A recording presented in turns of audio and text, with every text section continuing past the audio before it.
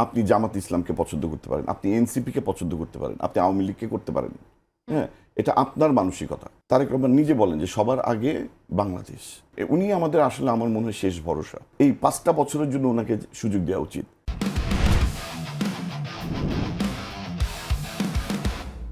এখন যিনি আসবেন তার দিক থেকে আপনার কি প্রত্যাশা আছে? যারা এখন পার্টিসিপেট করছেন, আমাদের তারেক রহমান উনি দীর্ঘদিন বাইরে ছিলেন এবং উনি আসার পর থেকে আমি মুগ্ধ ওনার আচরণে, ওনার স্পিচে, এবং আসলে ওনার শরীরে তো একজন মহান নেতা এবং মহান নেত্রীর রক্ত আছে।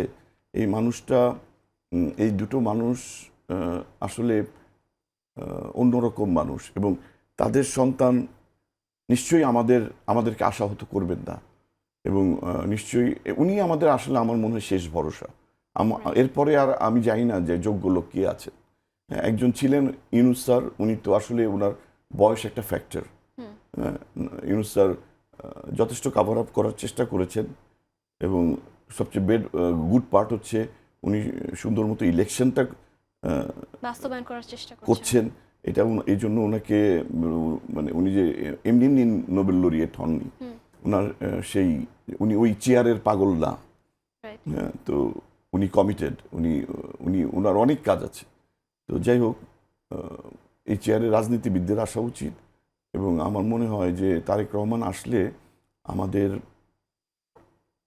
আমাদের অনেক কিছুর পরিবর্তন আসবে। এটা আমি ওনাকে খুব ভালোভাবে অবজার্ভ করার চেষ্টা করি, এবং মানে দেখার চেষ্টা করি যে, এবং দেখে আমি মুগ্ধ হই, এবং আমি আশা করি যে আর যদি তারপরেও যদি কিছু না হয়, তাহলে আমি সবাইকে বলবো যে অন্তত এই 5টা বছরের জন্য ওনাকে সুযোগ দেওয়া উচিত। অনেক সুযোগ আমরা তো অনেক কি দিলাম, মানে ওনাকে 5টা বছরের জন্য অ্যাটলিস্ট সুযোগটা দেন। 5টা বছর জীবন থেকে খুব একটা বেশি না, দেখি না কি হয়। পলিটিক্সে কিন্তু এখন অনেক শিল্পীরা যুক্ত হয়ে যাচ্ছেন, গিয়েছেন। তো এই জিনিসটাকে আপনি কিভাবে দেখেন যে শিল্পী হিসেবে পলিটিক্সে যুক্ত হওয়া কতটা যুক্তিযুক্ত? শিল্পীরা খুব সরল সোজা হয়, এবং হয়তোবা দলটাকে পছন্দ করেন। সবচেয়ে সুস্বাদু হালিম রাঁধুনি হালিম। হালিম হোক রাঁধুনি হালিম। আমি বিএনপির কথা বলছি, কেন বলছি? আমি পছন্দ করি, কিন্তু আমি কিন্তু বিএনপির কর্মী না। একটা হচ্ছে আপনি জামাত ইসলামকে পছন্দ করতে পারেন, আপনি এনসিপিকে পছন্দ করতে পারেন, আপনি আওয়ামী লীগকে করতে পারেন। হ্যাঁ, এটা আপনার মানসিকতা, ঠিক আছে? এটা তো আমি আপনাকে মানে জোর করে এটা আপনার মন থেকে আমি মুছতে পারবো না। আমি আপনাকে বিভিন্ন মানে যুক্তি দেখাতে পারি, যুক্তি দিয়ে আপনাকে আমি আমার দিকে আনতে পারি, কিন্তু আপনার ভেতর থেকে তো আমি এটা মুছতে পারবো না যে আপনি এই দলটাকে সাপোর্ট করেন।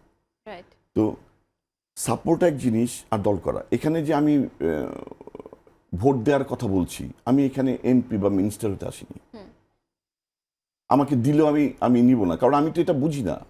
হ্যাঁ, আমাকে যদি আপনি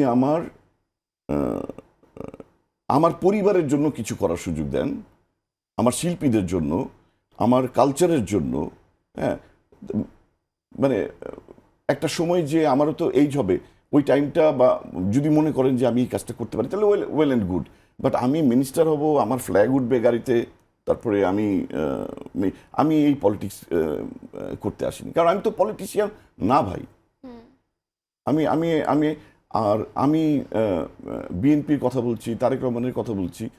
আমি আর কোনো ওয়ে দেখছি না, কারণ আমি এসব কথা বলার একটাই কারণ, আমি আমার দেশ ভালোবাসি। তারেক রহমান নিজে বলেন যে সবার আগে বাংলাদেশ। আপনি আপনার দেশকে যদি ভালোবাসেন, আপনি প্রপার মানুষটাকে আপনি অনুরোধ করবেন তার জন্য, কিন্তু আপনি তার কাছ থেকে কোনো বেনিফিট নেওয়ার জন্য করবেন না।